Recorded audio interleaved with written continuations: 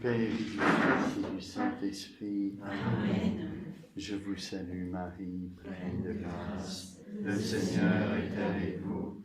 Vous êtes bénie entre toutes les femmes, et Jésus, le fruit de vos entrailles, est béni. Sainte Marie, Mère de Dieu, priez pour nous pauvres pécheurs, maintenant et à l'heure de notre mort. Amen. Notre-Dame de la sagesse et de la paix, Priez pour nous. notre Père Saint-Jean, Priez pour nous.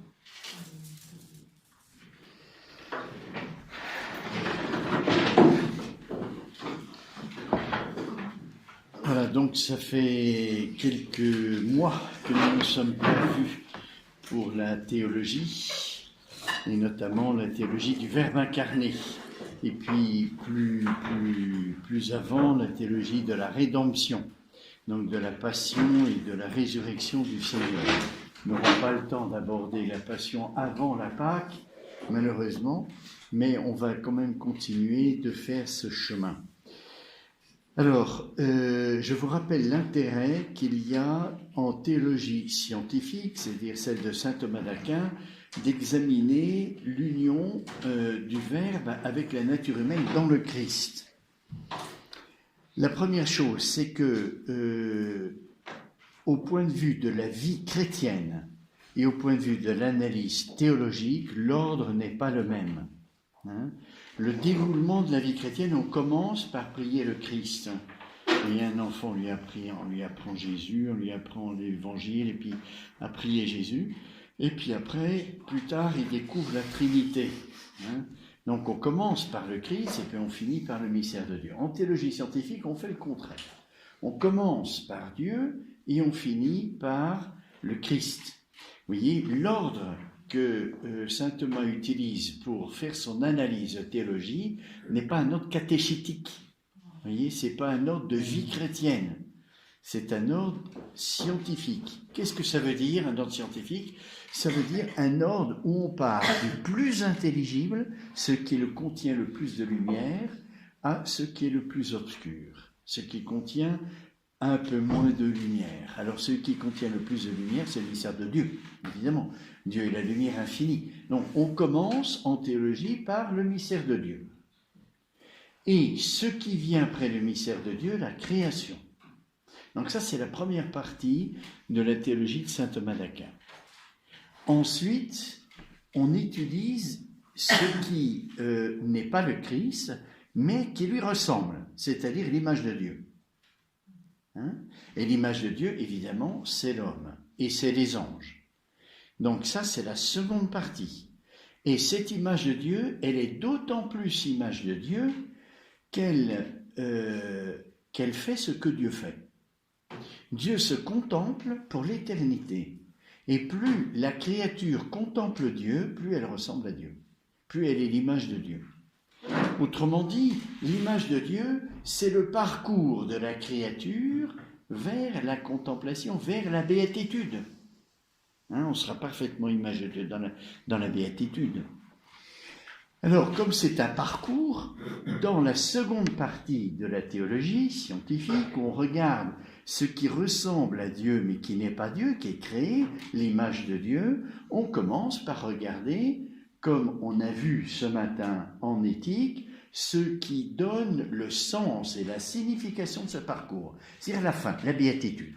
La première chose qu'étudie saint Thomas dans l'image de Dieu, c'est la béatitude, parce que c'est le terme, c'est là où l'image de Dieu est parfaite. Et puis après, on regarde tous les actes humains, on regarde tout le processus du retour à Dieu, qui fait que l'homme est plus image de Dieu quand il retourne à Dieu dans sa contemplation, mais il y a des obstacles, et le premier obstacle, c'est le péché. Donc, c'est un parcours qui est chaotique, un parcours qui est difficile, un parcours qui est semé d'embûches. Et donc, Dieu reprend tout. Et il reprend tout par le mystère du Christ. Donc, ça vient au terme. Vous voyez ? Alors, le mystère du Christ, c'est à la fois Dieu et c'est à la fois l'homme.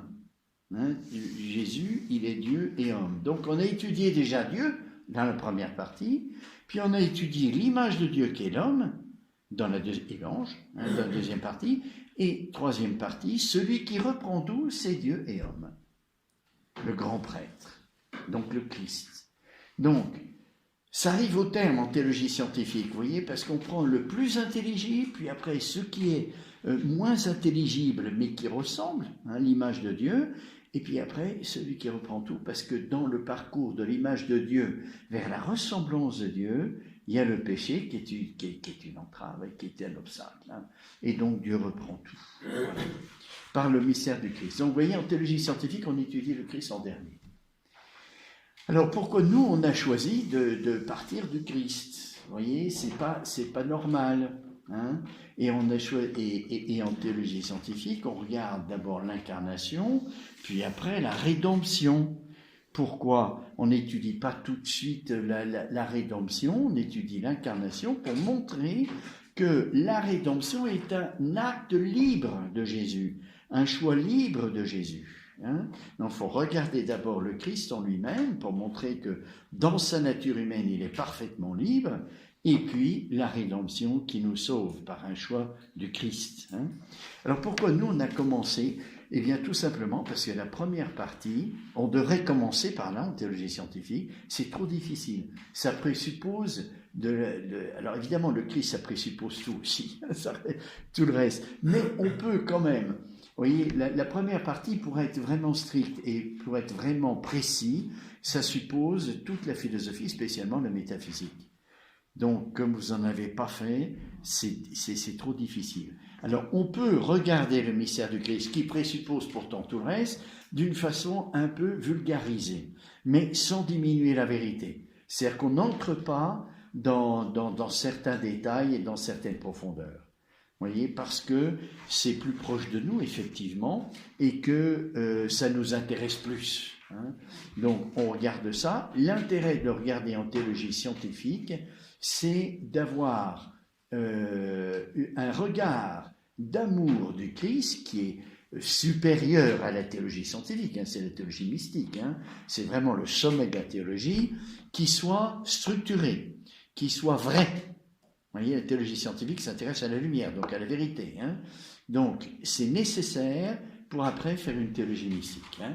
Et on l'a vu au début du mystère de l'incarnation, hein, dans les convenances de l'incarnation. On a vu ça. Hein.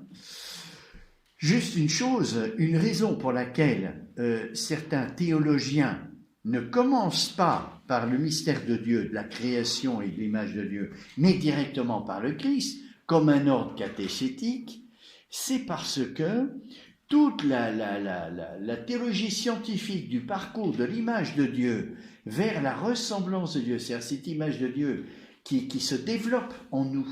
Vous voyez, il y a quelque chose qui est immuable, c'est qui appartient à la création. Ça ne bouge pas. Hein, c'est-à-dire l'âme, et puis ce qui vient de l'âme, l'intelligence et la volonté. C'est à l'image de Dieu qui est source, Père, lumière, Verbe et Esprit Saint, amour. Bon, il y a ça en nous. Il y a l'âme, intelligence et volonté. Ça, c'est l'image de Dieu, vous voyez, qui est en nous. Chez les anges, c'est pareil. Hein, ils ont aussi lumière et amour. Et une source, qui est leur substance. Hein. Donc, ils sont aussi à l'image de Dieu. Et quand nos facultés se développent, s'actuent, on est plus à l'image de Dieu que quand elles ne s'actuent pas, parce qu'elles sont pleinement elles-mêmes. Mais l'intelligence est pleinement elle-même quand on est en acte, pas quand on est en puissance. Pareil pour la volonté.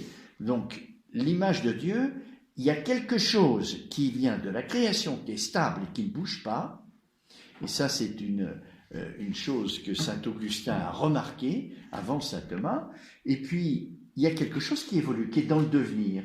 Notre chemin est un chemin de sainteté, c'est-à-dire c'est le parcours vers la contemplation de Dieu et vers l'activité que Dieu a de toute éternité qui est de se contempler. Et nous sommes appelés à vivre ça, la contemplation de Dieu. C'est notre chemin de sainteté. Hein. Donc, pourquoi certains théologiens commencent par le Christ? Parce que tout le parcours de théologie scientifique, de l'image de Dieu qui se développe jusqu'à la béatitude, eh bien, ce n'est pas notre vie chrétienne. Ce n'est pas notre vie chrétienne. La vie chrétienne, elle part du Christ. Il faudrait tout reprendre, cette analyse théologie scientifique de l'image de Dieu à la lumière du Christ, pour faire une théologie chrétienne. Vous voyez, la théologie de saint Thomas, elle est scientifique, abstraite, à partir de la parole de Dieu. Évidemment, la théologie part toujours de la parole de Dieu, de l'enseignement que Dieu nous donne, mais c'est formel. Ce n'est pas la théologie chrétienne pratique que nous vivons. C'est pour ça que certains théologiens disent il faut commencer par le Christ. Puisqu'on doit tout reprendre la théologie à partir du Christ, commençons par le Christ. Mais là, on fait une théologie qui est une théologie un peu catéchétique, une théologie de l'Église au mieux, mais pas une théologie scientifique. La théologie scientifique, c'est vraiment la lumière et puis tout ce qui découle de cette lumière. Donc, voilà pourquoi certains théologiens commencent par le Christ. Alors, nous avons vu la première question, les convenances de l'incarnation. Pourquoi Dieu s'est-il incarné ? C'est une question qui se pose. Dieu pouvait nous sauver autrement. Il n'était pas obligé de s'investir d'une manière complètement disproportionnée par rapport au salut de l'humanité. Dieu est tout-puissant, il pouvait nous sauver autrement. Il n'était pas obligé de s'investir comme ça, personnellement, à travers le Verbe, pour nous sauver. Pourquoi il l'a fait ? Pourquoi cette surabondance ? C'est parce qu'il veut nous laisser libres, c'est-à-dire de choisir. Et pour qu'on puisse bien choisir, il faut qu'il nous montre qu'il est amour. Donc il y a une surabondance excessive de l'engagement de Dieu pour notre salut, pour qu'on découvre que Dieu est tellement amour. Vous voyez ? L'amour exige cette surabondance. Enfin, exige. Elle est toujours gratuite, elle est libre. Mais elle réclame ça, une surabondance. Donc Dieu s'investit disproportionnellement pour notre salut, pour qu'on découvre combien il nous aime. Et à la croix, encore plus à la croix. Voyez ? Et c'est ça qui nous sauve. Parce que si on choisit Dieu parce qu'il nous aime, et on voit qu'il nous aime, on est sauvé. Oui, mais on le choisit librement. Dieu nous montre combien il est amour, à nous de choisir après. Et si on choisit bien, l'amour, c'est notre vocation, même humainement parlant. Humainement parlant, on est fait pour aimer. C'est vraiment la fin de notre vie humaine, même au plan naturel. C'est pour aimer. Donc si Dieu nous montre combien il est amour, on va choisir. Vous voyez ? Librement, mais on va choisir Dieu. Donc les convenances de l'incarnation, bien sûr, vous comprenez bien qu'elles seront bien plus développées en théologie mystique. Là, on regarde l'amour en théologie. C'est sûr qu'en théologie scientifique, on va dire peu de choses sur cette question, parce que ce n'est pas adéquat à l'amour, l'analyse scientifique. L'amour, ça se vit, ça s'analyse pas trop. Quand même, saint Thomas a une question sur les convenances de l'incarnation, le pourquoi Dieu s'est incarné. La première raison, c'est parce que Dieu est amour. Voyez ? Ça, et c'est basé sur l'écriture. Dieu a tellement aimé le monde, c'est saint Jean qui dit ça, qu'il a donné son Fils, non pour juger le monde, mais pour le sauver. Donc c'est parce que Dieu est amour, et que l'amour réclame de se donner, et en se donnant, il rend les autres bons. L'amour est diffusivum sui. Il se diffuse, l'amour, le bien se diffuse. Voyez, il se diffuse en attirant à lui, en suscitant un acte bon.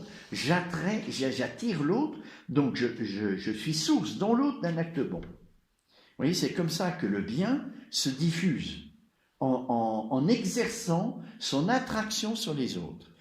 Parce que si je suis attiré et que je fais un acte d'amour, je deviens bon. Faire un acte d'amour, c'est devenir bon. Vous voyez ? Alors Dieu, qui est bon, la bonté souveraine, qui veut nous sauver, exerce cette bonté en nous attirant. Et il se donne à nous en nous attirant. Et il nous sauve comme ça. Donc la raison de convenance de l'incarnation, c'est que Dieu est amour et que le bien se diffuse et nous rend bons par son amour, par sa bonté. Alors ça, c'est du côté de Dieu. C'est Dieu est amour, et de notre côté, quelle est la raison pour laquelle Dieu s'est engagé de façon si extrême pour nous sauver ? C'est qu'on a besoin de l'amour de Dieu pour être sauvé du péché originel, qui est le péché le plus grave, parce qu'on ne peut rien faire. Voyez. On ne peut rien faire, même pour le péché actuel, le péché personnel. Là aussi, on a besoin du secours de Dieu, mais le péché personnel, c'est un acte pour nous volontaire qui est mauvais, tandis que le péché originel, ça touche la nature humaine, on n'a pas accès du tout. La nature humaine, il n'y a que le Créateur qui a accès. Donc, il fallait que Dieu exerce sa toute puissance pour nous sauver du péché originel. Donc, de notre côté, c'est pour le salut du côté du péché originel que Dieu s'est incarné. Voilà les deux raisons de convenance, du côté de Dieu et de notre côté. Et puis après, saint Thomas vous rappelait à regarder les circonstances de l'incarnation, c'est-à-dire qui font partie aussi du choix d'amour de Dieu. C'est quand il s'est incarné. Il y a un moment que Dieu a choisi dans l'économie divine pour s'incarner, qui n'est pas n'importe lequel. Ça appartient à la sagesse de Dieu. Et le théologien se demande, est-ce que je peux dire quelque chose sur le moment où Dieu s'est incarné? Est-ce qu'il y a une raison pour laquelle Dieu a choisi ce moment et pas un autre? Il aurait pu choisir tout de suite après le péché originel pour en sauver le plus possible. Il aurait pu choisir de retarder jusqu'à la fin, jusqu'avant le retour du Christ, pour éviter deux venues du Seigneur. Dans l'économie, ça a quelque chose d'épargner, de faire une économie des choses. Et donc, pour économiser l'action de Dieu, il valait mieux une seule venue plutôt que deux. Donc, retarder l'incarnation à la fin, c'est la loi de l'économie. Ou la loi d'un amour qui dit on vaut mieux tout de suite s'incarner après le péché originel, comme ça on en sauve le plus possible. Eh bien, c'est ni l'un ni l'autre. Dieu a choisi un autre moment et qui appartient à sa sagesse. Et c'est quoi? Eh bien, comme le salut réclame de l'homme de juger, discerner la bonté de Dieu, il faut que l'homme soit capable de repérer cette bonté de Dieu. Et comme l'homme est complètement corrompu, il ne peut pas.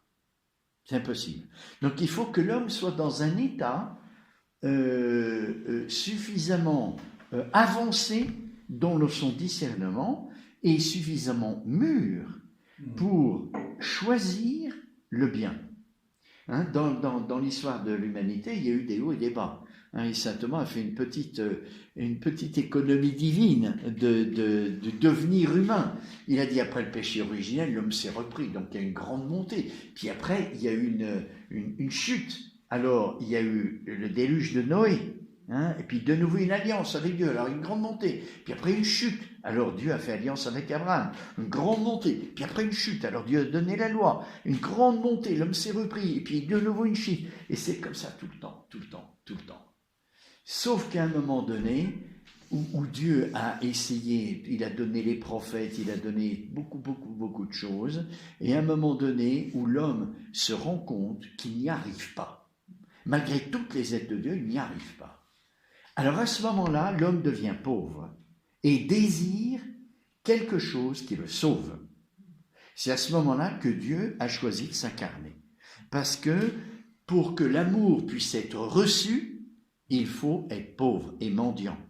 C'est-à-dire se rendre compte que tout seul, on n'y arrive pas.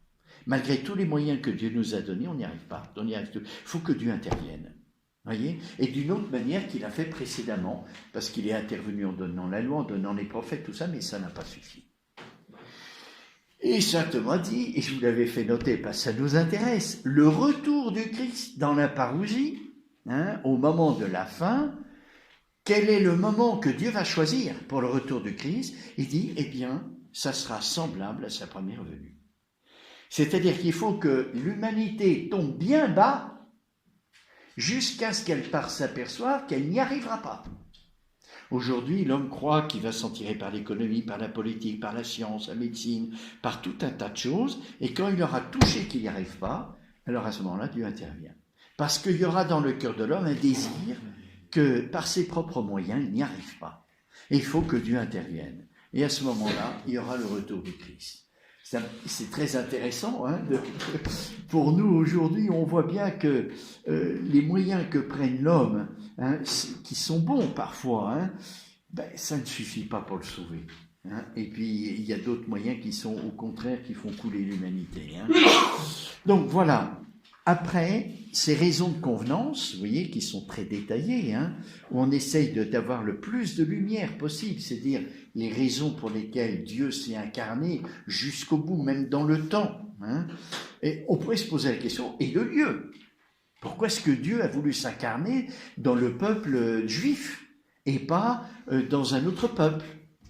Et saint Thomas, alors il ne le dit pas ici, mais il le dit ailleurs, il dit, c'est parce que c'est le plus petit peuple de la terre. Et donc, le salut, pour montrer que ça ne vient pas de l'homme, toujours la même raison, l'homme croit qu'il va y arriver, pour montrer à l'homme que c'est la puissance de Dieu, Dieu a choisi le plus petit peuple.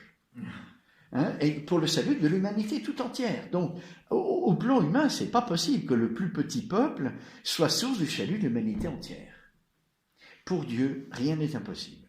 Donc Dieu a choisi le plus petit peuple qui existe sur la terre pour manifester que le salut n'est pas à la portée de l'homme, que c'est vraiment Dieu qui intervient. Vous voyez ? Alors après avoir étudié les raisons de convenance, qui sont très intéressantes et qui sont reprises, alors je vous conseille de lire La Somme contre les gentils, qui est moins scientifique que ça, mais qui est plus biblique, hein, plus proche de l'écriture, et qui est plus facile à comprendre, hein, et qui est très intéressante, parce que d'une certaine manière, la théologie biblique est le plus proche de la théologie mystique, parce que c'est Dieu qui nous enseigne avec amour. Alors quand on fait une théologie biblique, on perçoit déjà les raisons de la théologie mystique. Hein. Mais la théologie scientifique, elle est nécessaire. Vous voyez, c'est moins proche, mais c'est plus nécessaire. Alors nous avons abordé la deuxième question, qui est la question de l'union dans le Christ entre l'homme et Dieu. Quel est l'intérêt de faire cette analyse, hein, qui semble un peu abstraite? On a vu les 2 premiers articles, hein, c'est assez compliqué, hein, c'est pas simple, hein, à lire et à comprendre. Hein. Quel est l'intérêt? Bien, l'intérêt, c'est notre vie chrétienne. Parce que la raison de convenance nous montre que l'union du Verbe et de l'homme, c'est une question d'amour. Hein. C'est-à-dire que le Verbe de Dieu et la nature divine attirent à lui dans l'amour cette nature humaine. Et c'est ça qui fait l'union. C'est une union particulière que nous n'expérimentons jamais dans notre vie, hein, humaine. Ça, une union d'amour qui fait que les 2 natures ne forment qu'une seule personne. Même dans le mariage, ça n'existe pas. Hein, c'est pas possible, on reste 2 personnes, on ne peut pas être une seule personne dans l'union d'amour. Hein. Eh bien, cette union d'amour qui est tout entière commandée par les convenances de l'incarnation, c'est la raison, c'est l'amour, hein, de Dieu. Alors, cette union, ça va être quoi? Eh bien, ça va être la grâce. La grâce est une grâce, cette union d'amour, hein, que va avoir le Christ dans son âme. C'est une plénitude de grâce. Vous voyez, plus je suis proche d'une source, plus je reçois de la source. Et la nature humaine, l'âme humaine du Christ, il n'y a aucune âme humaine qui était aussi proche de Dieu dans le mystère de l'incarnation. Donc, dans son âme, le Christ reçoit une plénitude de grâce beaucoup plus grande que celle de la Vierge Marie, beaucoup plus grande que tous les saints. Et nous, notre grâce, elle vient du Christ. Elle participe à la grâce du Christ. Si la grâce du Christ est marquée par l'union du Verbe et de la nature humaine, notre grâce aussi. Alors la manière dont le Verbe est uni à l'homme dans le Christ, eh bien, ça va nous parler de notre vie mystique. Est-ce que notre union à Dieu, au plan de notre vie, elle est pas sur le modèle, mais elle a quelque chose à avoir de l'union de la nature humaine avec le Verbe de Dieu dans le Christ. La manière dont la nature humaine et le Verbe de Dieu sont unis dans le Christ, ça va nous parler de notre union mystique avec le Christ. Alors, le premier article, on a vu, est-ce que l'union de la nature humaine du Christ et du Verbe se fait dans la nature? Alors, saint Thomas prend toutes les formes d'union qui peuvent exister, qu'on rencontre dans la nature. D'abord, l'union artificielle. Hein, c'est-à-dire on ramasse des cailloux, on fait un tas de cailloux. Alors le tas de cailloux, c'est une unité qui est à partir de tous les cailloux. Ou bien alors une unité ordonnée, c'est-à-dire on ramasse les cailloux et puis on les jointe et puis on fait construire une maison. Voilà une unité artificielle qui est un peu plus unie que le tas de cailloux. Est-ce que c'est comme ça que la nature humaine et la nature divine sont unies?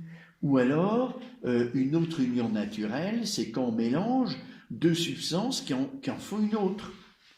Donc, on ne peut pas dire que la nature humaine du Christ et le Verbe sont unis artificiellement, parce qu'il n'y a qu'un seul être dans le Christ. Il n'y a pas deux êtres.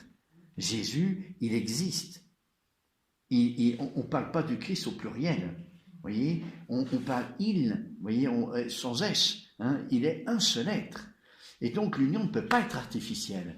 Dans la maison, même s'il y a une unité, il y a quand même une multitude qui reste en acte. Les cailloux, il reste des cailloux. Le ciment, il reste un ciment qui est différent des cailloux, même s'ils sont unis. Et les tas de pierres encore plus. Donc, dans le Christ, il ne peut pas y avoir une union. Donc, mon union mystique avec le Christ, ça ne peut pas être artificielle. Il faut que ça soit vital. Donc, je ne peux pas avoir une vie chrétienne formelle, vous voyez, qui soit artificielle, non vitale. Ça risque d'être, vous voyez, la vie chrétienne un petit peu trop fondamentaliste, vous voyez, trop matérialiste. Je sais qu'il faut que je fasse ça, je le fais. Vous voyez, c'est trop artistique. C'est pas vécu de l'intérieur. Vous voyez, c'est au début, l'enfant, il vit un peu comme ça, parce que ses parents lui disent il faut faire ci, il faut faire ça, et puis il le fait. Mais dans son cœur, déjà, il commence à avoir un petit peu de vie et d'union au Christ, et parfois beaucoup plus tôt qu'on le pense. Parce qu'un enfant, il peut avoir un sens de l'invisible beaucoup plus grand que nous. Parce qu'on est trop rationnel et trop scientifique dans cette culture. Mais un enfant, il n'y a pas de problème.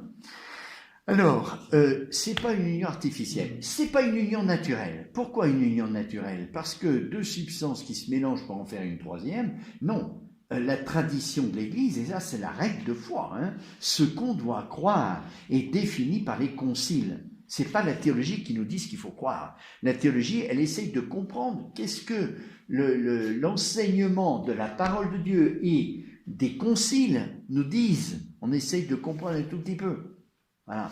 Et les conciles ont défini ce qu'on doit croire. C'est-à-dire, dans le Christ, il y a une personne, deux natures.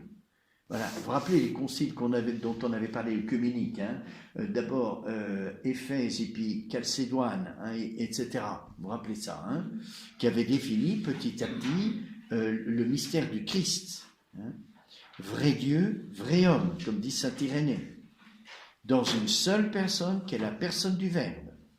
Donc ça, c'est ce qu'on doit croire. Après, le théologien, il va montrer que ce qu'on doit croire, c'est d'une part pas contraire à l'intelligence humaine, ça la dépasse, mais c'est pas en contradiction, ça c'est l'apologétique, mais elle va aussi montrer que ce qu'on doit croire est contemplatif.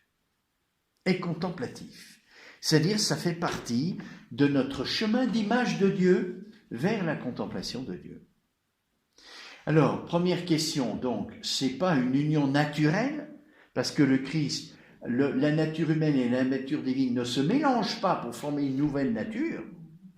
Les deux natures sont bien distinctes, ça c'est le Concile qui nous le dit, on ne peut pas le montrer. Ça c'est deux fois. On doit le croire. Mais si le Concile nous dit ça, ça veut dire que l'union ne se fait pas dans la nature.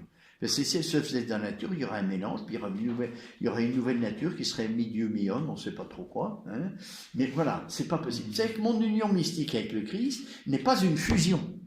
Vous voyez, dans mon horizon, je ne me mets pas dans un état où je suis en fusion avec le Seigneur. Ça, c'est pas possible. Vous voyez, c'est pas la grâce chrétienne. Le Christ, c'est le Christ, il est Dieu, et moi, je suis une créature humaine. Donc, il n'y a pas de fusion. Il y a un amour, mais sans fusion. Vous voyez, et il y a un amour vital, c'est pas artistique, c'est vraiment la vie, et c'est pas la fusion. Vous voyez, les deux extrêmes. Voyez, donc ça, c'était le premier article. Deuxième article, on a regardé si l'union se faisait dans la personne. puisqu'elle ne se fait pas, alors là, vous voyez, c'est la pauvreté du théologien, hein. Il dit, ça ne se fait pas dans la nature, donc ça doit se faire dans la personne. Si ça ne se fait pas dans la personne, ça se fait d'aucune manière. Parce qu'il n'y a pas 36 distinctions dans la personne du Verbe, il y a la nature et la personne. Point final. Hein. Et en Dieu, c'est tout un. C'est pas distinct aussi comme en nous. Vous voyez, alors, nous, on partage tous la nature humaine, hein, mais on est des personnes diverses. Alors on distingue bien les deux. Mais en Dieu, pas du tout. Dieu est absolument simple, et sa nature, c'est sa personne. Et c'est un mystère, hein, parce que les trois personnes sont différentes, et pourtant, elles sont égales à la nature divine, chacune. Hein, chacune est Dieu. C'est pour ça que dans le prologue, Saint Jean écrit au commencement était le Verbe, et le commencement, c'est quoi? C'est le Père, dit saint Thomas. Parce que le source de la Trinité, c'est le Père. Et était le Verbe, et le Verbe était vers Dieu, un prophète, et le Verbe était Dieu. Vous voyez, parce que si le Verbe est vers Dieu, il a l'air d'être relatif. Vers, c'est être relatif, dans l'amour. Et donc, moins, si je suis relatif, je suis con. Ben non, le Verbe est Dieu. C'est là où on est dépassé. C'est pas contraire à notre intelligence. Hein. On peut montrer que c'est pas contraire. Ce que va faire tout le théologien qui va faire la théologie de la très sainte Trinité. Il va montrer qu'on peut être second, mais sans être relatif. On peut être relatif sans être second. Pardon. Ma langue est fourchée. Oui, le Verbe est relatif au Père sans être moins que le Père. Il est Dieu. Et ça, c'est Saint Jean qui nous le dit. Le Verbe était Dieu. Et pourtant, comme Verbe, il est relatif. Comme notre Verbe à nous. Hein. Quand on pense, je pense quoi? La réalité. Et donc, mon concept, il est relatif à la réalité pour être vrai. Parce que s'il n'est pas conforme à la réalité, il n'est plus vrai. C'est plus un vrai concept. Donc, mon concept, il est relatif au réel, à ce que je connais. Alors, le Verbe, il est relatif à quoi? Il est relatif à ce qu'il contemple, le Père. Vous voyez? C'est ça, la relativité. Mais il n'est pas moins que le Père. Tandis que nous, notre concept, c'est moins que nous. Je suis source du concept, de la connaissance que j'ai de la réalité. Hein? Alors, pour montrer ça, il y a l'autre analogie, le Fils, même nature que le Père. Tous les deux, vous voyez, pour nous, Père et Fils, c'est même nature, humaine. Tandis que Verbe et intelligence, le Verbe, il est moins.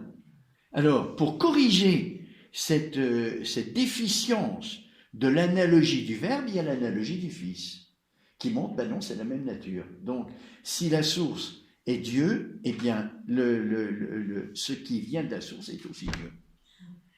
Vous voyez, il faut toujours deux analogies qui se corrigent. Si je garde que le Verbe, je me trompe. Je me trompe parce que dans mon expérience à moi, le Verbe, il est moins que la source. C'est l'effet. Le concept, c'est moins que l'intelligence. Donc je corrige en disant, mais le Verbe, il est aussi le Fils. Donc il a la même nature que son origine. Alors je comprends. Il est Verbe et il est Dieu.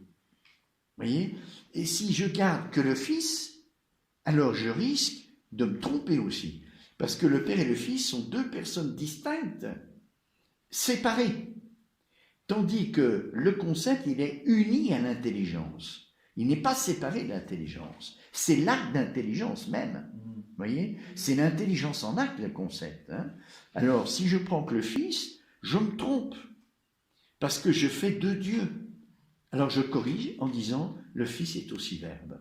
C'est-à-dire, il est uni substantiellement, pas substantiellement, mais il est uni au Père. Vous voyez, comme le concept à l'intelligence. C'est l'acte de l'intelligence. Le Fils, il est la sagesse du Père, la contemplation du Père. Vous voyez? Donc, l'écriture, c'est l'écriture. C'est pas le théologien qui invente ça. Hein. C'est l'écriture qui nous dit ça. Que la deuxième personne de la Trinité, elle est Verbe et elle est Fils. Vous voyez? Exprès prend des extrêmes. Vous voyez, la fécondité, la vie végétative, Fils, et la fécondité de la vie la plus spirituelle. Le concept de l'intelligence. En Dieu, les deux sont un. Pour nous, c'est complètement l'opposé, mais en Dieu, ça ne fait qu'un. Et c'est fait exprès pour nous montrer que le mystère, il nous dépasse complètement. On ne peut pas le réduire à un ou à l'autre. Il est les deux, parce que ça nous transcende, ça nous dépasse complètement. Oui. C'est ça l'intérêt de l'écriture, c'est de mettre en confrontation des choses qui pour nous, selon notre expérience, sont contradictoires, et ça fait jaillir l'étincelle. C'est-à-dire la lumière, c'est le père de l'Église qui dit ça, on frotte deux silex l'un contre l'autre, puis jaillit une étincelle, la lumière. Donc deux silex, deux choses qui semblent, deux paroles de l'écriture qui sont complètement contradictoires, mais que Dieu dans sa sagesse nous donne pour nous montrer que ce qu'il nous révèle, c'est un mystère, qu'on ne peut pas le comprendre. Vous voyez comment la fécondité charnelle de la vie sexuelle et spirituelle et la fécondité du concept de l'intelligence, comment ça peut faire un? La vie végétative et la vie spirituelle, c'est deux choses bien différentes pour nous. Voilà, en Dieu ça ne fait qu'un. Il n'y a pas de vie sexuelle d'ailleurs en Dieu. Oui, on dit le Père engendre le Fils, mais c'est une manière de parler. C'est pour dire justement la nature égale entre la source et puis ce qui vient de la source. Voilà. Donc là, l'article 2, est-ce que l'union de la nature humaine dans le Christ avec le Verbe se fait dans la personne? Et saint Thomas dit, si ça ne se fait pas dans la nature, vous voyez, le pauvre théologien, c'est pas comme le philosophe. Le philosophe, il avance en découvrant des vérités nouvelles. Le théologien, il procède par négation. C'est pas ça, donc c'est ça. C'est comme il y a que deux choses, la nature et la personne. Si ça ne se fait pas dans la nature, et ça, on peut le montrer, ça ne se fait pas dans la nature, donc ça ne peut se faire que dans la personne. Donc c'est pauvre comme raisonnement, mais c'est immense comme conséquence. Parce que si c'est la personne, mon union mystique avec le Christ, elle est contemplative. Qu'est-ce que je peux contempler? Je peux contempler une personne. Je ne peux pas contempler un animal. Je ne peux pas contempler... Alors je peux contempler une œuvre d'art, oui, mais c'est une contemplation artistique. On a vu que l'union avec Dieu, c'est pas artistique, c'est pas artificiel, c'est vital. Eh bien, cette union de mon âme avec le Verbe de Dieu, elle est contemplative. Nous sommes des créatures faites pour une image de Dieu qui va se développer en contemplation. Parce que c'est la personne, ça se fait dans la personne.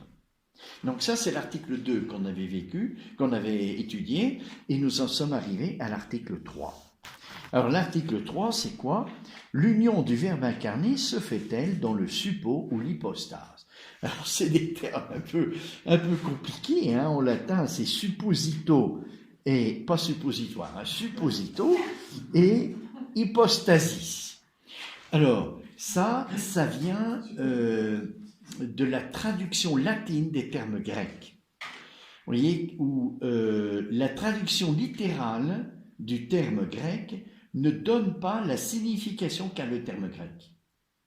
Vous voyez, substance, dans le terme grec, ça veut dire le principe de l'être. Ça a été traduit en latin par substantia. Et substantia, c'est stare, le verbe stare, dessous. Ce qui se tient dessous. Et ce qui se tient dessous, c'est ce qui reçoit tout le reste. Parce que c'est dessous. Vous voyez? Alors c'est le sujet. C'est le sujet. Ça a été traduit comme ça, la substance, alors que c'est un principe d'être. Un sujet, c'est le langage. Vous voyez? Dans le langage, on analyse, on dit sujet, verbe, attribut. Vous voyez? Donc les traductions faussent un petit peu la signification de ce qui veut être dit en grec. Quand on traduit en latin, eh bien, on traduit matériellement un petit peu la substance, et du coup, ça veut dire tout autre chose. Alors, quand saint Thomas pose la question, est-ce que l'union du Verbe incarné se fait-elle dans le suppôt l'hypostase? Alors, suppôt, c'est ça, c'est le sujet, c'est ce qui reçoit tout. Alors là, vous voyez, on est au niveau du langage, mais le langage n'est pas sans rapport avec le réel. Quand je parle, j'exprime le langage. Donc, le sujet, plutôt le langage, me dit quelque chose de la réalité. Alors, si j'ai défini que, grâce au concile, que l'union dans le Christ entre le Verbe et la nature humaine se fait dans la personne, c'est le sujet des attributs. Pierre mange. Je ne dis pas l'homme mange. Je peux le dire, mais ça rime à rien. Ce qui agit concrètement, c'est un sujet concret. Et le sujet concret, il existe. Donc c'est une personne. La nature, ça n'existe pas. La nature, c'est un concept. Vous avez rencontré une nature humaine? Non. J'ai rencontré Pierre, Paul, Jacques et Jean. qui sont des personnes existantes et concrètes. Donc la nature, ça n'existe pas. Dans ma tête, oui, ça existe. C'est un concept, voyez, qui essaye de rassembler tout ce qu'il y a de commun dans toutes les personnes humaines. C'est la nature humaine. J'ai besoin de ça pour avoir des repères, voyez. L'idéologie de Platon, ça a quelque chose qui n'est pas complètement faux. Vous voyez, l'homme, c'est une abstraction. À partir de toutes les expériences que j'ai faites de l'homme, je dis, il y a en commun quelque chose, un noyau qui ne change pas et qu'on appelle nature humaine. Corps et âme, par exemple. Voilà, corps et âme, ça fait partie de la nature humaine. C'est présent dans toutes les personnes. Alors, si l'union se fait dans la personne, est-ce que c'est le sujet? Et l'hypostase, ça veut dire la même chose que suppo. Sauf que suppo, c'est au niveau du langage, et hypostase, c'est au niveau du réel. Au fond, l'hypostase, c'est la nature, c'est la personne, pardon. C'est la même chose que la personne, l'hypostase. Hypostasis, c'est un peu la substance, si vous voulez, en latin, traduit en français hypostase, mais hypostasis, c'est la traduction latine littérale de substance, hypostasis, on peut dire aussi substantia, mais hypostasis. Alors, pourquoi il y a deux mots différents, hypostase et personne?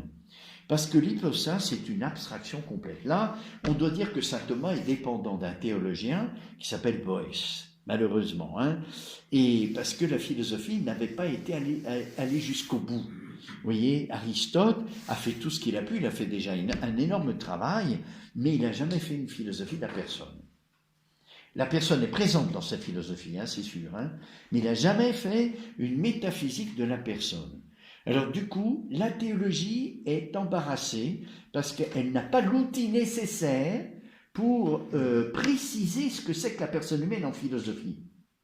Alors du coup, on prend les éléments qui appartiennent à la personne, la dignité par exemple, et saint Thomas va s'interroger, est-ce que l'union du Verbe avec la nature humaine se fait dans la dignité qui appartient à la personne? Vous voyez, la dignité, ça fait partie de la personne. La subsistance, ça fait partie de la personne. Une nature humaine, ça ne subsiste pas, puisque c'est une abstraction. Ce qui subsiste, c'est quelque chose qui existe de concret. Vous voyez? Donc, la personne, il y a aussi la subsistance, il y a aussi la substance, il y a aussi, vous voyez, des éléments. On avait vu ça la dernière fois, rappelez, quand on a regardé la différence qu'il y avait entre nature et personne. La nature, c'est comme un tout qu'ajoute la personne. Des éléments individuants. La couleur des yeux, la couleur des cheveux, la taille, le poids, tout ça, des éléments individuants qui complètent la nature humaine et l'individualisent. Et ça forme un individu, mais on dit plus en disant personne, parce que l'individu, vous voyez, c'est anonyme, alors qu'une personne, elle est finalisée. Un individu, pas forcément. Eh bien, la différence entre hypostase et personne, c'est un peu ça. L'hypostase, c'est une réalité qui subsiste, et la personne, c'est une réalité qui subsiste, mais de nature raisonnable. C'est-à-dire, au fond, c'est la personne. La seule réalité qui subsiste de nature spirituelle, c'est la personne et c'est l'ange. Donc l'hypostase, en réalité concrète, elle n'existe que dans la personne humaine et dans l'ange, et en Dieu. C'est tout. Alors qu'à cause de la définition de Boès, on est obligé de séparer un petit peu subsistance, hypostase et personne. Voyez. Donc là, c'est parce que saint Thomas était dépendant de Boès qui pose cette question. Aujourd'hui, on n'aurait même pas la peine de la poser. Il suffit de dire que la nature humaine subsiste dans le Verbe, c'est suffisant. Mais comme, à cause de Boès, on fait une distinction entre personne et hypostase et suppo, on se demande, l'union dans la personne, est-ce que c'est dans l'hypostase? Est-ce que c'est dans le suppo? Voyez? Parce que la personne, c'est plus. La personne, c'est une hypostase de nature spirituelle. Voyez? Donc, est-ce que ça se fait dans l'hypostase? Dans la personne, bien sûr, mais dans la personne, quoi? La personne, c'est un tout, c'est complexe.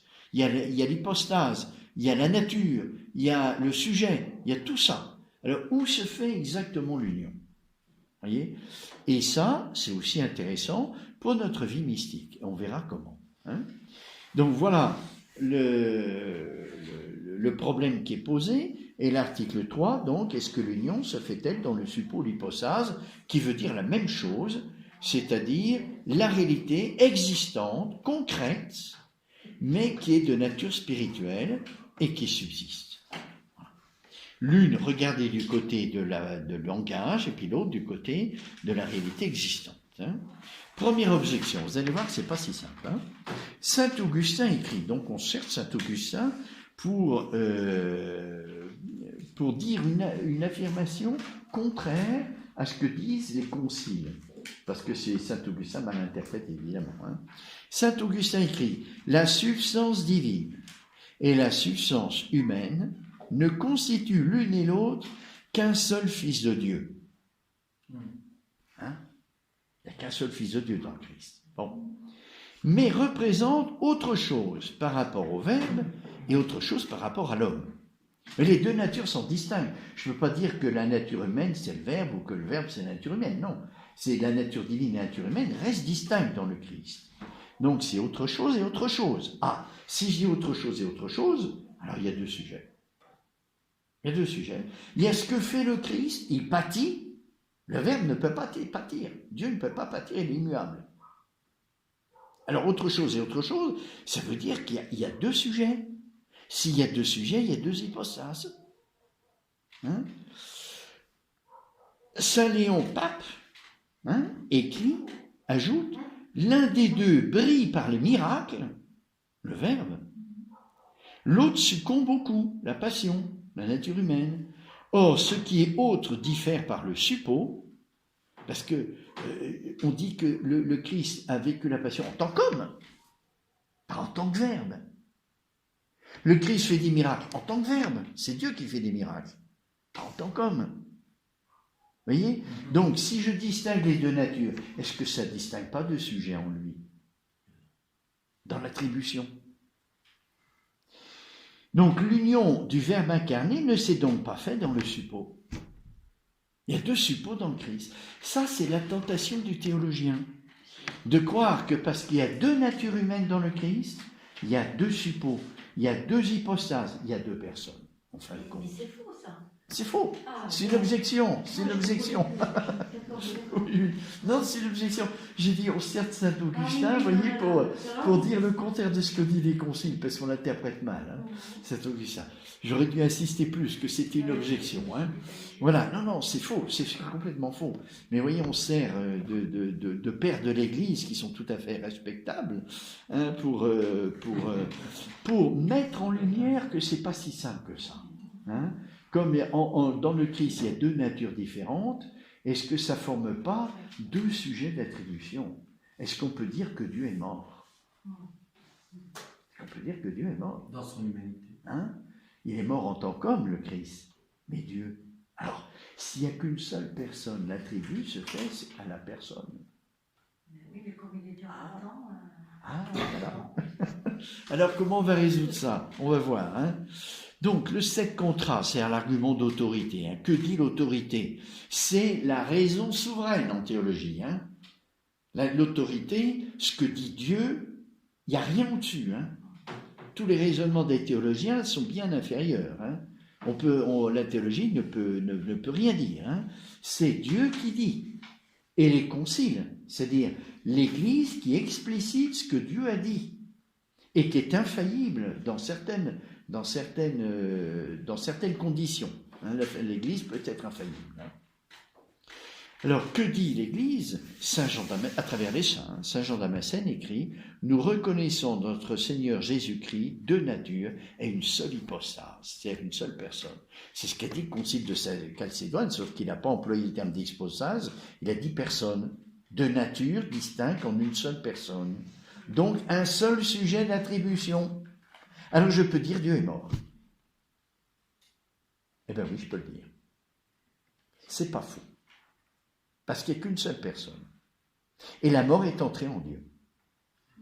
Non pas que Dieu soit mort, pas du tout, il ne peut pas mourir. Mais c'est un mystère. Et je dois dire, parce que la nature humaine de Christ est unie personnellement au Verbe, tout ce que vit la nature humaine, le Verbe le vit. à travers sa nature humaine du Christ. Donc je peux dire Dieu est mort. On ne peut pas dire l'inverse. Hein? On ne peut pas dire que tout ce que vit le Verbe est vécu par la nature humaine. Alors on verra. Est-ce qu'on peut dire ça? Est-ce qu'on peut dire que Jésus est immortel, comme le Verbe? Non, il est mort sur la croix. On ne peut pas. Ouais, il a ressuscité. Et en même temps, Oui, c'est pas si simple, parce que si on dit qu'il y a un seul sujet, on pourrait dire qu'il y a réversibilité, comme vous le dites. oui. Hein? Si je peux attribuer à Dieu tout ce qu'on attribue à l'homme, pourquoi pas attribuer tout ce on dit de Dieu à l'homme? Eh bien non, on ne peut pas faire ça. Non, mais quand je disais homme, je ne parlais pas de nous, je parlais de... Oui, du Christ. Oui, mais vous avez raison. Vous voyez, tout ce qu'on peut attribuer à la nature humaine du Christ, on peut l'attribuer au Christ, au Verbe. Hein? Mais c'est une attribution, on verra, qui ne touche pas la nature du Verbe. Hein? Par contre, réciproquement, je ne peux pas faire ça. Voilà. C'est pas réciproque. Alors, le raisonnement de saint Thomas. Vous voyez, c'est pas si simple que ça. Hein? Raisonnement de saint Thomas. Certains théologiens, dans l'ignorance où ils étaient du rapport de l'hypostase à la personne, tout en reconnaissant dans le Christ une seule personne, ont prétendu qu'il s'y trouvait deux hypostases. Ces pauvres théologiens, mais saint Thomas le dit avec beaucoup de respect. Hein? Donc l'ignorance fait que les théologiens n'ont pas su montrer que l'hypostase et la personne, c'était la même réalité. Sauf que personne ajoute à hypostase que c'est la nature spirituelle, vous voyez, de l'âme, de l'esprit. Hein, c'est une hypostase. Hypostase, ça veut dire simplement quelque chose qui subsiste, vous voyez, qui existe par soi. Voilà. Mais personne ajoute que ce qui existe par soi, c'est une nature spirituelle, donc l'homme ou l'ange. On ne connaît pas d'autres hypostases. Vous voyez, une réalité qui subsiste par soi autre que l'homme et que l'ange, il n'y en a pas. Il n'y en a pas. Toute personne est une hypostase, mais toute hypostase n'est pas forcément une personne. On devrait dire ça, mais c'est une abstraction. Parce que les seules hypostases qui existent, c'est la personne et l'ange, et Dieu. Voilà. Donc, les théologiens qui étaient un peu dans l'ignorance n'ont pas compris que hypostase et personne, c'était une seule et même chose. Et donc, quand on dit deux natures, une personne, ils ont cru qu'il y avait deux hypostases parce qu'il y avait deux natures. Parce que pour nous, notre expérience, c'est qu'une nature individuelle, numérique, c'est une personne aussi. Donc, deux natures humaines, c'est deux personnes. Alors, si dans le Christ, il y a deux natures, ça fait deux personnes. C'est une hérésie qui a été condamnée par les conciles. Celle de Dieu et celle de l'homme, deux hypostases, comme si l'union se fût faite dans la personne et non dans l'hypostase. Vous voyez, puisque on a admis dans l'article précédent que l'union se faisait dans la personne, mais comme on ignore que la personne et l'hypostase, c'est la même chose, on va dire, ça se fait dans la personne, mais il y a deux hypostases. Celle de l'homme et celle de Suppo, et celle du Verbe. Parce que dans le langage, on peut attribuer à l'homme et pas à Dieu, et réciproquement. En fait, non. Hein? Une telle conception est erronée pour trois raisons. On ne peut pas dire que dans le Christ, parce qu'il y a deux natures, il y a deux hypostases. Rappelez-vous que l'hypostase, c'est personne, c'est la même chose. Hein. Sauf que dans le langage de Boès, qui est un brave théologien, mais qui est un peu logique, vous voyez, il définit l'homme substance d'une nature rationnelle, une substance de nature rationnelle, mais la seule substance qui existe, elle est de nature rationnelle. Vous voyez, genre et différence spécifique, c'est de la logique, ça. Hein. Bon, enfin, ça ne vous parle pas trop, parce que ça, faut faire un peu de logique pour ça, pour comprendre. Hein. Bon, une telle conception est erronée pour trois raisons. En premier lieu, parce que l'idée de personne n'ajoute rien de plus à celle d'hypostase que son application à une nature déterminée, la nature rationnelle, selon la définition de Boès, justement, la personne est la substance individuelle d'une nature rationnelle. Voilà. Et c'est parce que saint Thomas n'avait pas d'autre outil que la définition de Boès, qu'il était obligé de poser cette question. Oui, mais aujourd'hui, on ne la poserait plus. Si on a fait une véritable philosophie de la personne humaine. Hein. Attribuer à la nature humaine du Christ une hypostase qui lui serait propre, ce serait donc en faire une personne. Si on dit que la nature humaine du Christ est une hypostase, on veut dire que c'est une personne. Et le Concile dit non, il y a une seule personne dans le Christ, il n'y a pas deux personnes. Et c'est ce que les pères du 5e Concile œcuménique célébré à Constantinople ont compris lorsqu'ils ont porté cette condamnation, si quelqu'un prétend introduire dans le mystère de Christ 2 subsistances ou 2 personnes, qu'il soit anathème. Car, même par l'incarnation de l'un des 3, de la Sainte Trinité divine, le Dieu Verbe, cette Sainte Trinité n'a subi aucune adjonction de personne ou de subsistance. Vous vous rappelez une des raisons pour laquelle on montrait que l'union des 2 natures dans la personne du Verbe n'était pas contraire à l'intelligence, c'est que la notion de personne ajoute à la nature quelque chose. Donc, si la nature humaine est unie au Verbe de Dieu, qui est une personne divine, ajouter quelque chose, c'est pas contraire à notre notion de personne. Parce que ça ajoute à la nature quelque chose. Vous voyez, regardez pour nous, la personne n'est pas identique à notre nature, parce qu'on est des personnes diverses. Et la nature est la même. Donc la personne ajoute quelque chose à la nature. Donc dire que le Verbe s'adjoint à la nature humaine, c'est pas contraire à notre conception de la personne. Ça démontre rien, hein, mais ça montre que c'est pas contraire. Le théologien, il est pauvre, hein. Il ne peut pas dire autre chose, c'est pas contraire à ce qu'on connaît. Voyez ? Donc dire que le Christ, comme l'affirment les conciles, c'est l'union du Verbe de Dieu avec la nature humaine, c'est pas contraire à l'intelligence, puisque la personne ajoute à la nature quelque chose. Donc à la nature divine s'adjoint la nature humaine du Christ, c'est pas contraire à la notion de personne. Tandis que l'union dans la nature, alors là c'est complètement contraire. Et là on peut le refuser. Alors, en second lieu, donc ça c'était la première chose. Vous voyez, dire qu'il y a une seule personne, mais 2 suppôts, 2 hypostases, c'est contraire parce que l'hypostase et la personne c'est la même chose. Alors comme il n'y a qu'une personne, il n'y a qu'une seule hypostase dans le Christ. Hein. Et la nature humaine, ce n'est pas une hypostase. Donc c'est condamné par l'Église. Hein. C'est une hérésie. Or, subsistance signifie ici réalité subsistance, c'est le propre de l'hypostase d'être tel comme il appert par Boès. Dans le Christ, il n'y a qu'une seule subsistance, un seul exister. Mais il n'y a pas 2 existences. En second lieu, pourquoi c'est contraire ? Il y a 3 raisons. La seconde, c'est à supposer que la personne ajouta à l'hypostase un élément en lequel l'union eût été faite. Hein, nature humaine et nature divine sont unies dans la personne du Verbe, mais la personne du Verbe, c'est plus que la nature. Hein. Donc, qu'est-ce qu'il y a de plus entre nature et personne ? Il y a l'élément de dignité. Voyez ? C'est-à-dire qu'on est tous plus ou moins des personnes. Formellement, on est tous des personnes, parce que l'union de cœur et d'âme, c'est une personne. Mais plus je me développe dans ma vie spirituelle, dans la vie de l'esprit, plus j'atteins ma fin, plus je suis achevé. Et donc plus je suis une personne humaine. Voyez ? Donc c'est un élément de dignité. Et c'est vrai que la notion de personne ajoute à la nature une dignité. Si je vis comme un animal, voyez, je ne développe pas du tout ma vie spirituelle et je ne suis pas noble.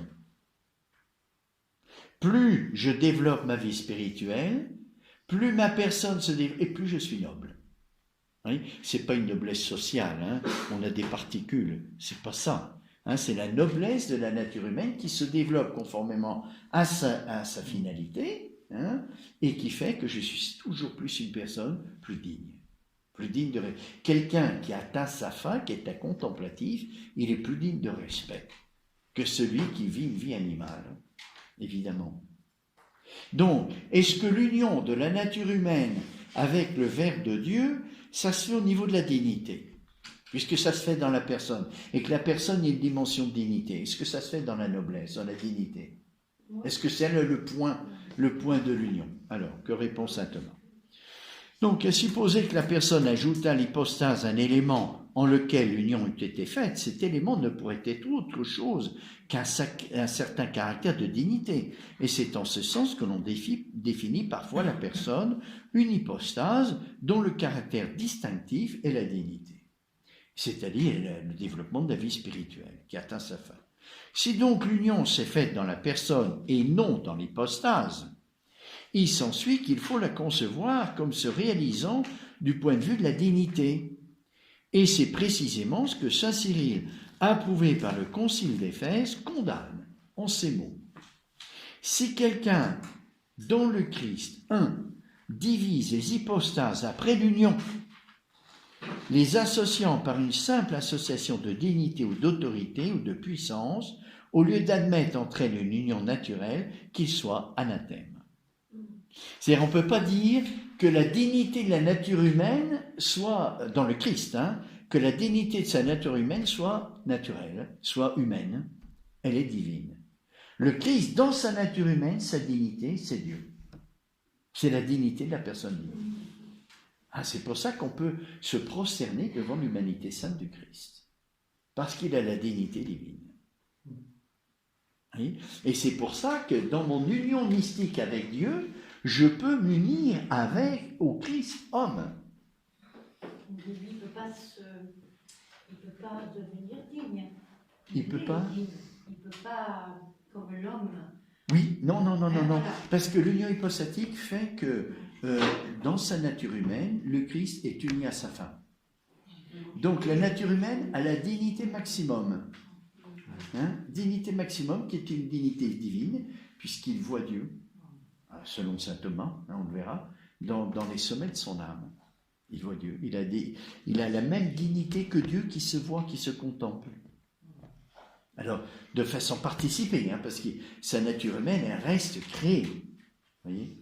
Alors, est-ce que c'est ça, l'union de la nature humaine et de la nature divine, au fond, la dignité de l'homme dans le Christ, qui s'unit à la dignité du Verbe de Dieu, qui est une dignité contemplative?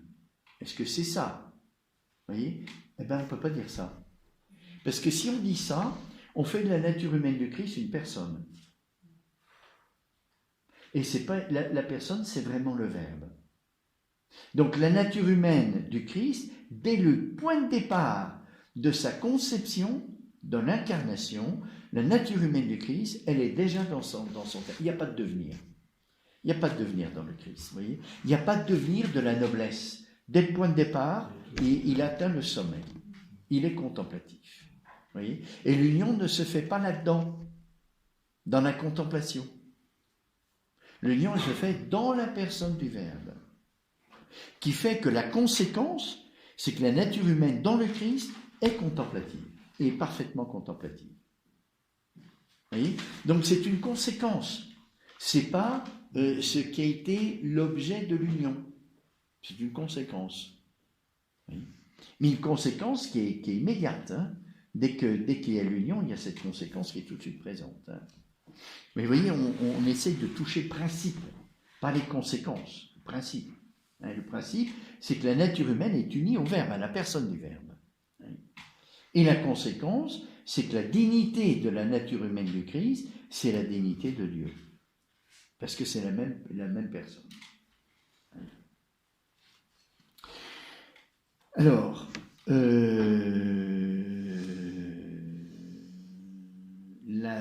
enfin, troisième raison, c'est à l'hypostase que sont attribuées les opérations et les propriétés de la nature et tout ce qui, dans le concret, relève de la nature elle-même. Vous voyez, quand Pierre agit, il agit en raison de sa nature. C'est parce qu'il a une intelligence qui pense, une volonté qu'il aime, des yeux pour voir, quand il voit, c'est grâce à sa nature humaine, ses potentialités. J'attribue ça à quoi? À sa nature humaine? Non, à sa personne.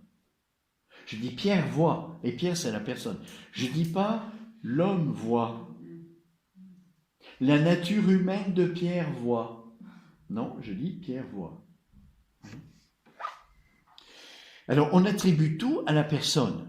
Voyez, et comme il n'y a qu'une seule personne dans le Verbe, dans le Christ, pardon, il n'y a qu'une seule personne, j'attribue tout au Verbe. C'est la personne à qui on attribue. Donc, alors, c'est à l'hypostase que sont attribuées les opérations et les propriétés à la personne, que sont attribuées les opérations, propriétés de la nature, et tout ce qui, dans le concret, relève de la nature elle-même. L'on dit en effet que cet homme qu'il raisonne qu'il possède la faculté de rire, qu'il est animal raisonnable. Et pour cette raison, on lui donne le nom de suppôt, parce que c'est une attribution au niveau du langage. C'est la même chose que hypostas, hein. Mais suppôt, c'est le langage, et hypostas, c'est la réalité. Hein. Car il est le sujet de tout ce qui appartient à l'homme, et on y en reçoit l'attribution. Si donc dans le Christ, il y avait une autre hypostas que celle du Verbe, deux personnes dans le Christ, hein, il faudrait en conclure que ce qui se vérifie en lui au sujet de l'homme n'appartient pas au Verbe, mais à un autre sujet. Comme ceci, par exemple, qu'il est né de la Vierge, qu'il a souffert, qu'il a été crucifié, enseveli. C'est qui a souffert? C'est la personne, c'est le Verbe. Ah, c'est un mystère, parce que le Verbe, il est immuable, il ne peut pas pâtir. Mais on l'attribue au Verbe parce que c'est la personne, par sa nature humaine. Mais la nature humaine fait partie, quasiment, hein, du Verbe de Dieu. Elle est entrée dans le Verbe de Dieu de façon quasiment substantielle. C'est pour ça que tout ce que vit la nature humaine, on peut l'attribuer au Verbe. Mais le Verbe, il est immuable, il ne change pas. Oui, on peut le dire dans le langage, mais en faisant attention de cette attribution. Qu'est-ce qu'elle signifie exactement? Elle signifie qu'il n'y a qu'une seule personne dans le Christ. Oui, ce n'est pas une attribution comme nous, on a l'habitude de faire dans notre langage. Dès qu'on parle du mystère, et le Verbe est un mystère, la personne du Verbe, c'est un mystère, ça nous dépasse. Donc, quand on utilise notre langage pour parler du mystère, il faut faire attention. On ne peut pas dire n'importe quoi. Sans le langage, on comprend mieux des fois. Oui, au-delà du langage. Oh, vraiment, sans le langage. Oui, tout à fait. Le langage peut nous tromper. Ouais. Tout à fait. Ouais. Quand on parle du mystère, on n'a pas de mot adéquat. Oui. Parce que c'est une réalité qu'on n'expérimente pas. Vous voyez, tout notre langage, il vient de l'expérience qu'on a du réel. Là, on touche quelque chose qui n'est pas une réalité expérimentée. Donc, le langage n'est pas adéquat. La seule chose qu'on peut dire, c'est qu'on peut attribuer au Verbe des choses parce qu'il n'y a qu'une seule personne et c'est à la personne qu'on attribue. Maintenant, la signification de cette attribution n'est pas celle qu'on a habituelle. Parce que celle qu'on a habituelle, c'est pour les réalités qu'on expérimente. Là, on est au-delà. Et donc, si on peut dire qu'on attribue au Verbe parce que c'est à la personne qu'on attribue, ce que ça signifie, c'est autre chose. C'est autre chose que ce qu'on a l'habitude. Vous voyez ? Quand je dis Pierre mange, c'est vraiment Pierre qui mange. Et quand je dis le Verbe de Dieu mange, quand le Christ mange, je ne veux pas dire que le Verbe mange. Et la signification de l'attribution change, parce qu'on est à un autre niveau, on a un niveau surnaturel. Donc, ça nous permet, vous voyez, de bien dissocier l'intelligence qu'on a du mystère, grâce à la foi, et puis l'intelligence qu'on a des réalités qu'on expérimente, qui est tout autre. Hein? Pourtant, Dieu a pris un langage humain pour se révéler, pour révéler le mystère, mais il faut faire attention. Il ne faut pas utiliser ce langage humain comme pour notre expérience ordinaire. Ça serait faux. Quelque chose, oui, mais pas tout. Alors le boulot du théologien, c'est de préciser en quoi, justement, c'est juste et en quoi c'est pas juste. C'est ce qu'il fait là. Oui, en quoi dire que le Christ, que Dieu est mort, est juste et pas juste. Oui, parce on utilise notre manière de parler pour parler du mystère. Vous voyez, c'est pas adéquat. Donc il y a quelque chose de juste, mais c'est pas totalement juste. Hein. Faire attention. Voilà. Doctrine condamnée encore avec l'approbation du Concile d'Éphèse par ces paroles. Si quelqu'un divise entre deux personnes ou hypostases les expressions employées au sujet du Christ dans les écrits évangéliques et apostoliques par les saints, par le Christ lui-même, et attribue les unes à l'homme considéré à part du Verbe de Dieu, le Père, et les autres au seul Verbe de Dieu le Père, qu'il soit anathème. On peut dire que Dieu, si on dit que Dieu n'est pas mort, on est anathème, dans l'hérésie. On doit le dire. Mais en comprenant bien ce que ça signifie. Vous voyez, c'est Dieu est mort en tant qu'homme. Voilà. En tant qu'homme. Et quand Nietzsche dit que Dieu est mort, ça signifie quoi dans sa tête à lui? Ah ben lui, ça veut dire c'est l'anéantissement. Dieu n'existe pas. Vous voyez, Dieu est mort, ça n'existe pas. C'est là. Dans la culture dans laquelle on est, la foi en Dieu n'existe plus. Vous voyez, c'est fini. C'est l'athéisme. Vous voyez. C'est pas ce sens-là. Hein. Alors, c'est donc manifestement une hérésie condamnée jadis par l'Église de soutenir que dans le Christ il y a deux hypostases ou deux suppôts, ou que l'union ne se fait ni dans l'hypostase ni dans le suppôt. Aussi lit-on dans le même concile, si quelqu'un ne confesse pas que le Verbe de Dieu le Père est uni selon l'hypostase à la chair, et c'est un seul Christ avec sa propre chair, le même Dieu et homme, tout ensemble, qu'il soit anathème. Voilà, donc ça c'est le raisonnement de saint Thomas, on a bien dépassé l'heure, je vais m'arrêter là. La prochaine fois, on ne va pas lire les objections, hein. On va simplement avancer et regarder, quand on a dit que, vous voyez, le Christ, il n'y a qu'une seule hypostase, un seul sujet, une seule personne, en deux natures, maintenant c'est plus clair pour nous, est-ce qu'on peut dire que le Christ est composé? Hein? Le Verbe de Dieu, il est simple, il n'est pas composé. Nature et personne, en lui, c'est tout un. En nous, c'est différent, hein, notre nature et notre personne, hein, comme je vous l'ai expliqué.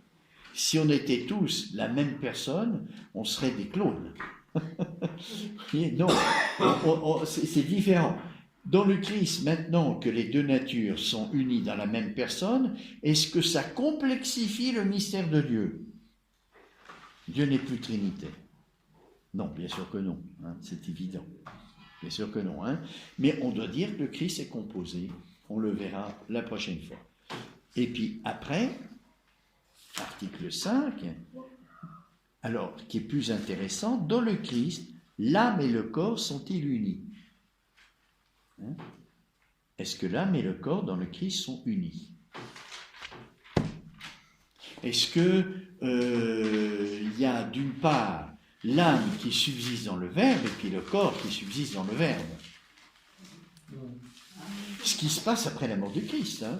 Après la mort du Christ, l'âme subsiste dans le Verbe, le corps subsiste dans le Verbe.